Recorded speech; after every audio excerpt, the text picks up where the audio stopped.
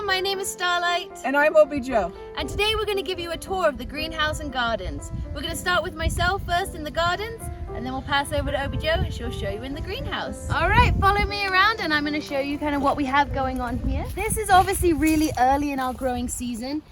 So there are seeds in here and hopefully there will be some seedlings growing soon. This spiral is actually a tribute to one of our previous staff members, volunteers, and it's also the reason why we wear pink on Wednesdays. So hopefully there will be some beautiful pink flowers growing in here soon.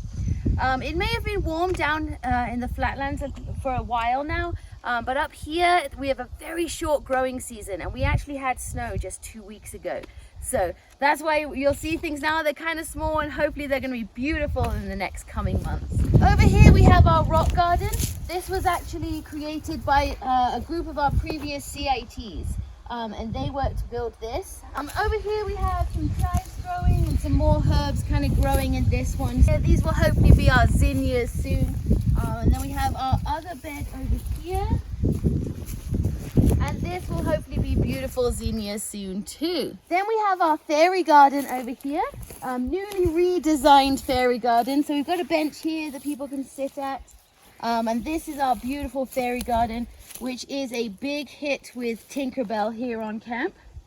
And then we have our fun games. This was actually created by Jingle and made and painted by Jingle, which is really beautiful. So you can play the games here. And we have our sunflowers growing in here. These obviously you'll see, and you'll see more things kind of around the place. They do have the cages on. We have a huge population of deer around here. And normally there are hundreds of campers around and they help keep them away. But this summer has been especially difficult because we've had no campers here to kind of scare away the deer. So we have the cages on some things. We also do a lot of things like natural deer repellent and stuff like that. So that's actually a program we still do need to do in a regular summer. And if you come, you'll get to kind of help with making that. All the gross smells all goes into a big pot and then gets spread all around, which is really fun and icky to make. We have our geraniums. Here at the homesteading, we try to recycle and upcycle as many things as we can. We have our sweet onions growing in here. This is our rose garden. They are actually just starting to come back. You probably won't be able to see on the camera, but there are a few tiny little shoots growing back. And so this will be our beautiful rose garden. You'll notice all the manure, which is fresh from our farm. Roses love manure, so that's really helpful that we have an endless supply of manure. This is our lilac, which is just starting to grow back.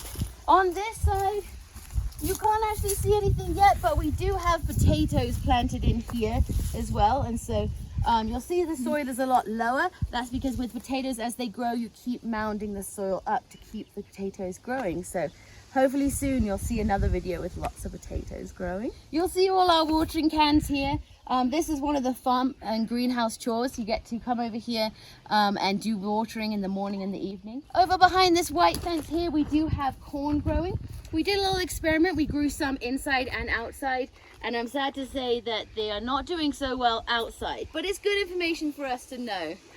So that's something that we figured out this year. In these beds, we have all different seeds and beautiful flowers planted. This was an old truck bed that Roper found, and so we have planted in here. There are rhubarb seeds in here, and so hopefully they will grow soon. I'm very excited though, because we actually have some chocolate mint growing here, and so that is very exciting. I wish you could smell it, but you just rub on the leaves and it smells like beautiful chocolate mint. It's really cool. Here we have our catmint. You'll notice this one here, it has the beautiful purple flowers on it. This one's really great because bees and butterflies and stuff are really attracted to that purple flower. What I love about this one is this was originally planted when we started the garden in 2013, and it does keep coming back each year. So that's what we want here in the mountains, is hardy stuff that will keep growing back. So actually we're going to plan to plant some more this year. If you follow me over here, we have a few of our little perennial plants that are coming back. These are beautiful. This one you can kind of see there is the coneflower echinacea. This one here is a type of columbine, and so I'm very excited that you'll see that it's just starting to flower there. And this one here, this is our rhubarb. It was starting to be eaten a little bit by the deer, so it does have that cage on there. This is another one that was originally planted in 2013 and keeps kind of growing back, so that's why we keep wanting to plant more rhubarb. These here are actually made from horseshoes, from the horses that we used to have on camp. And this was made by our previous maintenance specialist. So these are just a fun kind of memento that we have here. And this growing in here, if you can see kind of in the cage, that is actually horseradish. What I love about this plant is we originally only planted this one right here. And then you'll see it has now started to spread and take over the rest of the bed. Then over here we have our other rhubarb bed. You can kind of see where we planted some in different years. So these ones over here, this is only their second year, they're newly established. We do have seeds in the other spots, so hopefully we get some more.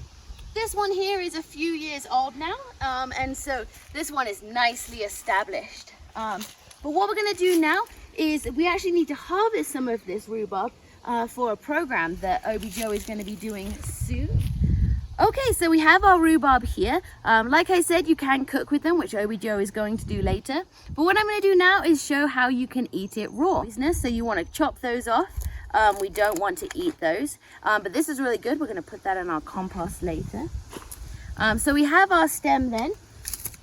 What you're going to do is you're then going to kind of peel back some of this stuff, like you would peel a banana, and kind of get off all of those stringy bits. And my gloves is a bit tricky, so I'm just going to go ahead and take that off. Peel it like a banana, get all that stuff off. And then you can chop it if you'd like, slice it up, stuff like that.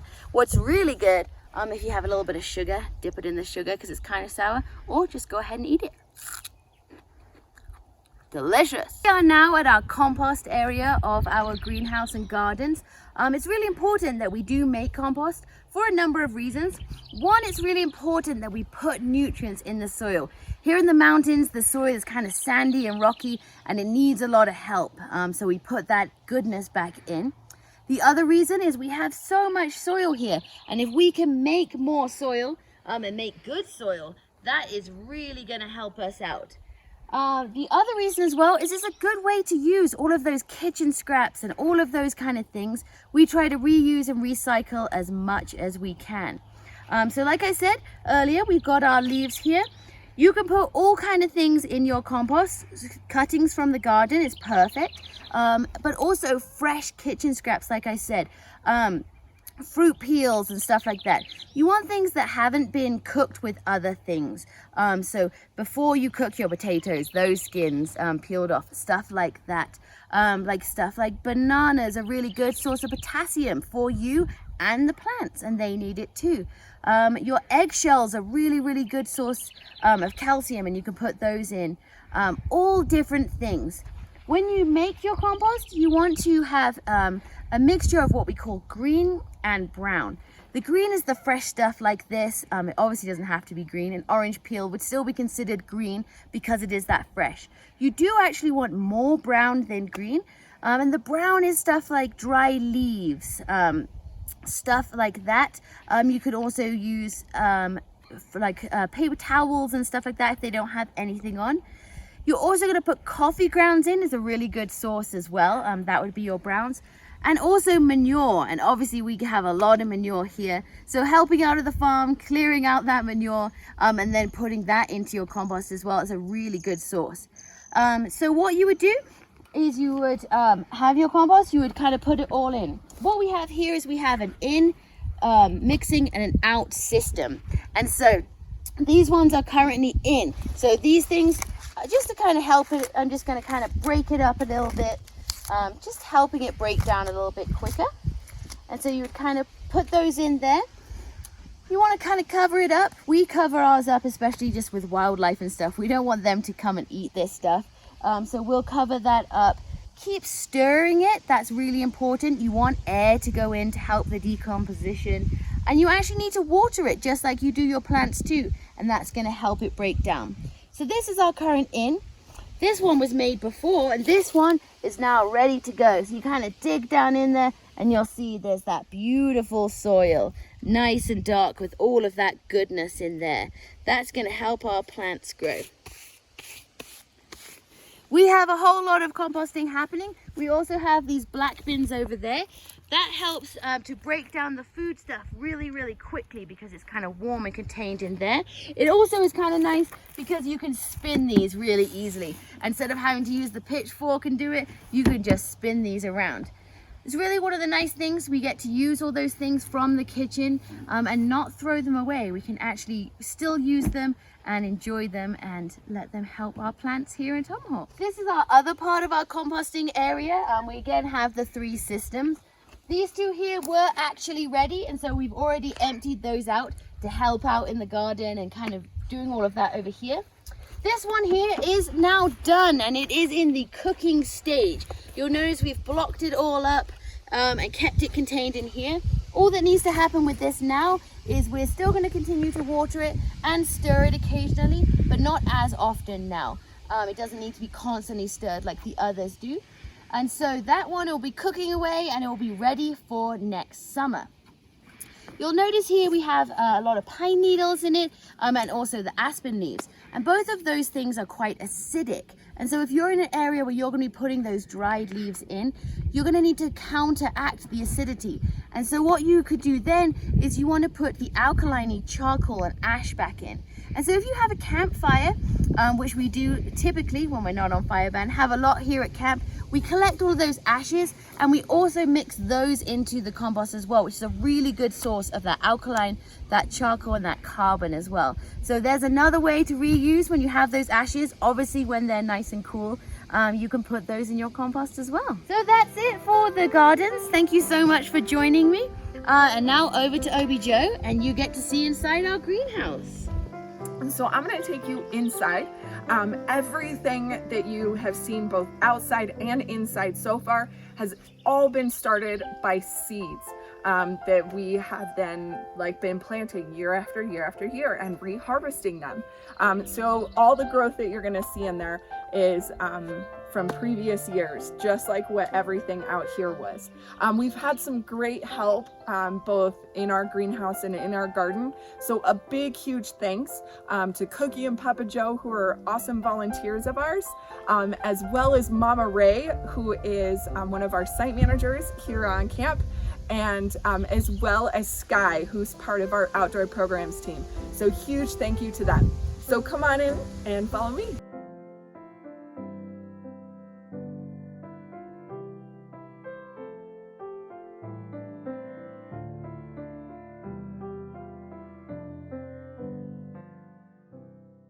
All right, so I'm gonna bring you over here.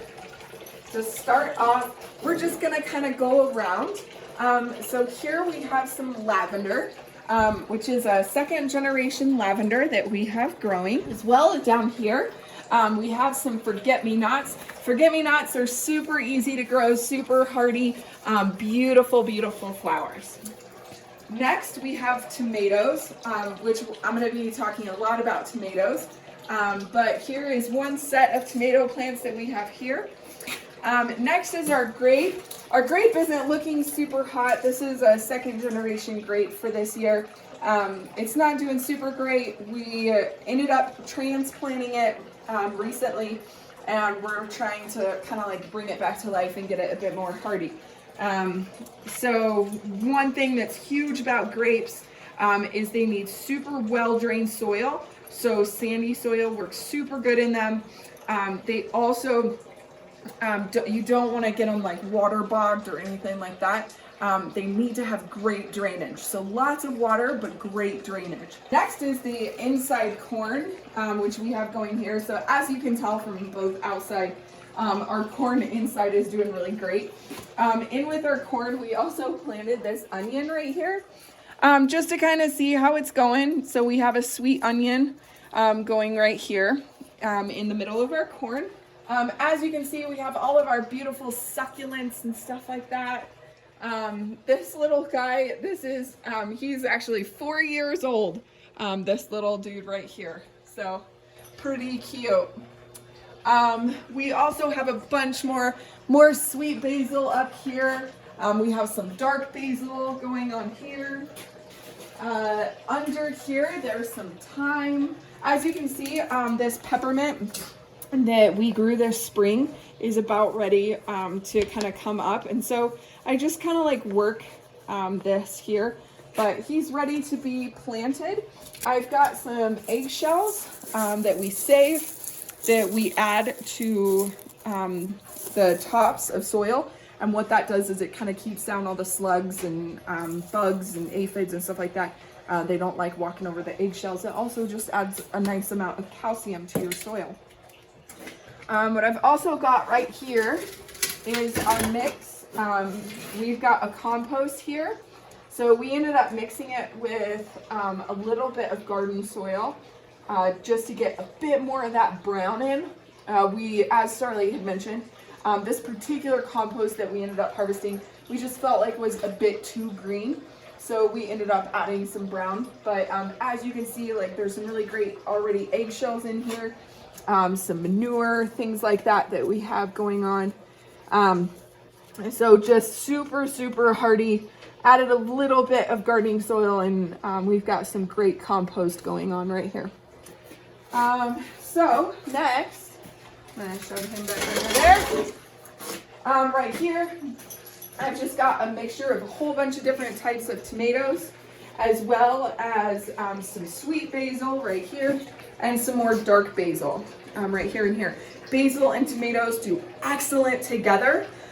Basil really keeps down the disease and the bugs and stuff like that from your tomato plants. So they're super, super great to plant near each other. What we also do for our tomatoes, which you can also do for other fruits, such as like grapes or strawberries are really, really well. We like to have our fruits just a little bit sweetened.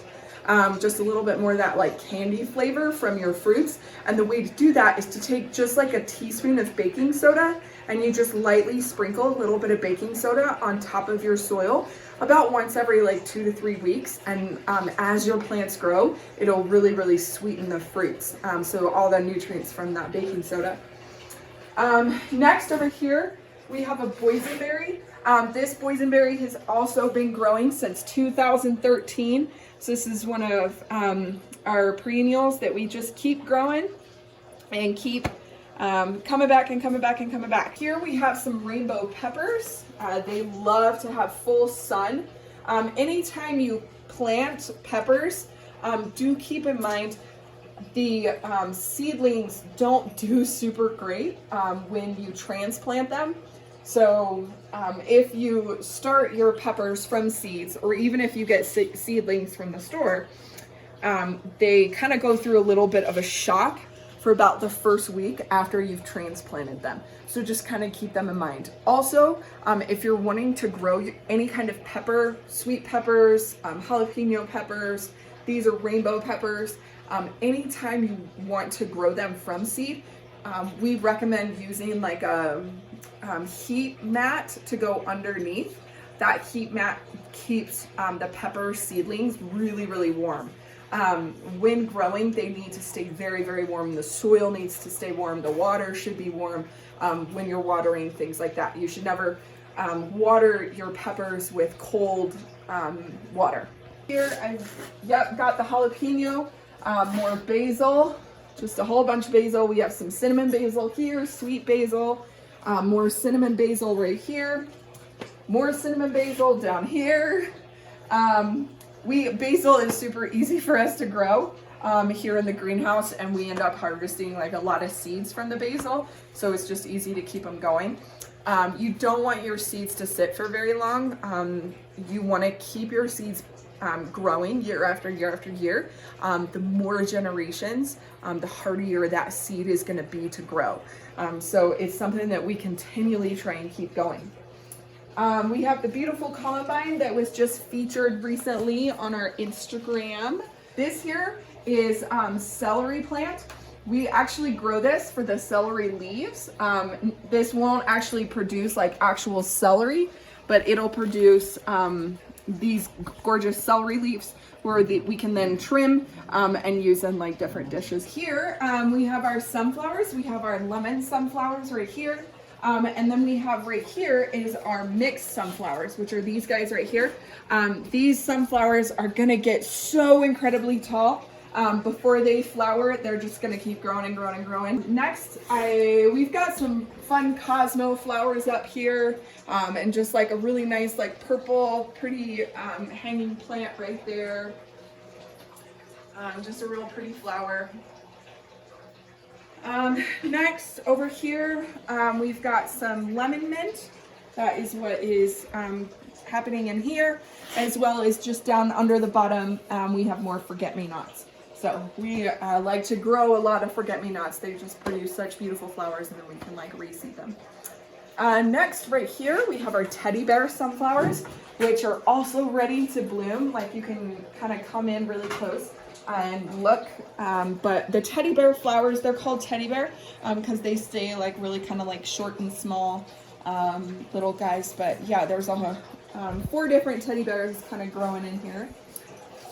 Next, we've got an airplane plant growing right here, and we have some aloe sitting up on the shelf. Both our airplane plants and aloe need mostly shade. A lot of warmth, but mostly shade, which is why both our airplane plants and our aloe are kind of, most of them are on this side. We do have one that is over there, but it's kind of blocked from a shelf. Next, under the grow light right here, we are starting a few of our different flower seeds. We've started some pansies, some dahlias, and some marigolds. So we're waiting for these ones to come up. In here in this like little greenhouse, so I'm creating a greenhouse effect in a greenhouse, but I've got the other peppermint seedlings that I'm just, before I transplant them, I just want the seedlings themselves to be a little bit more established, like the one that I showed you on the workbench. So the moisture will just like, because it's so incredibly dry here in Colorado, the greenhouse here does carry a lot of moisture. But still, we are still battling with being at 8,000 feet in elevation. So having this just produces a little bit more condensation, which is great. So we also just have a whole bunch of like fun knickknacks and things like that that just make the greenhouse like extra fun and extra special. So thank you so much for joining us. A really beautiful tour of the greenhouse.